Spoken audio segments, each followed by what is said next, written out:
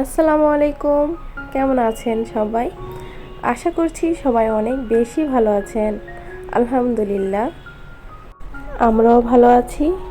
নতুন আরেকটা ভিডিও নিয়ে আপনাদের মাঝে হাজির হলাম।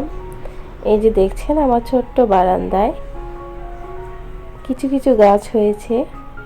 আর এটা হচ্ছে একটা মরিচ গাছ লাগানো ছিল। আর এটার যে মাটিগুলো ছিল, এখান থেকে থানকুনি পাতা গাছ হয়েছে দেখুন। আর গাছগুলো এত সুন্দর হয়েছে, তাই আর গাছগুলোকে তুলে ফেলে দিলাম না, রেখে দিয়েছি। মাঝে মাঝে এখান থেকেও থানকুনি পাতা তোলা যাবে। ভিডিওটি যারা দেখা শুরু করেছেন, প্লিজ একটা লাইক করে দিবেন। আজ যারা প্রথম আমার ভিডিওটি দেখছেন, চাইলে আপনারা সাবস্ক্রাইব করে আমার পাশেই থেকে যেতে পারেন। এই তো চলে আসলাম। আজকে ছোট মাছের চচ্চড়ি করব। তো ছোট মাছগুলোকে কেটে বেছে নিয়েছি। আর ছোট মাছ কাটতে একটু ঝামেলা, সেই কারণে কম খাওয়া হয়। আমি তো ছোটবেলায় একদম খেতে চাইতাম না এই মাছটা। এখন কিন্তু আমার ছোট মাছ অনেক পছন্দ। এখানে আমি রসুন বাটা, আদা বাটা, মরিচের গুঁড়ো, হলুদের গুঁড়ো দিয়ে দিচ্ছি।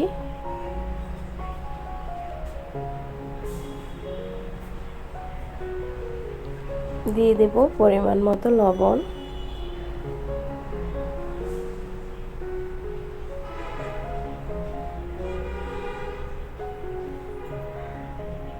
দিয়ে দিচ্ছি কাঁচামরিচ,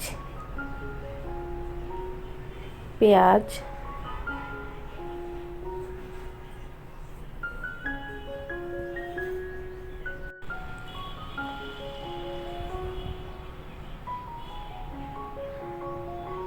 এখন দিয়ে দিলাম সরিষার তেল।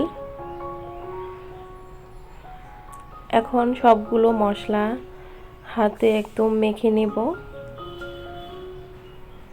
মাছটা এভাবে মেখে রান্না করলে খেতে অনেক ভালো লাগে। তো আমি প্রায় সময় এরকম হাতে মেখে তারপর ছোট মাছটা রান্না করি। এখানে একটু পানি দিয়ে দিলাম।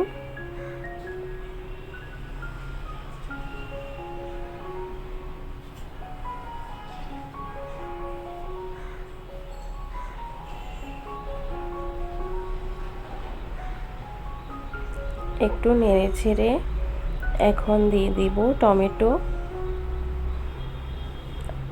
আর ছোট মাছের সাথে টমেটোটা কিন্তু খুব ভালো লাগে।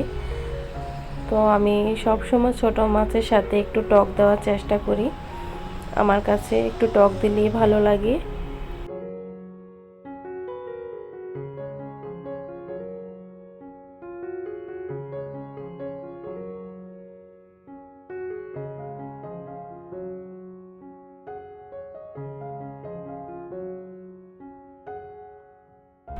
এখন দিয়ে দিচ্ছি ধনিয়া পাতা।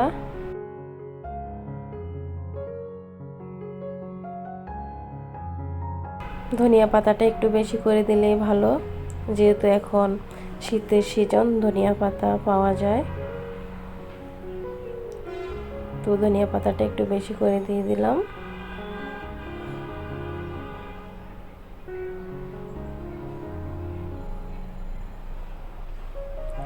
এই তো আমার রান্নাটা শেষ।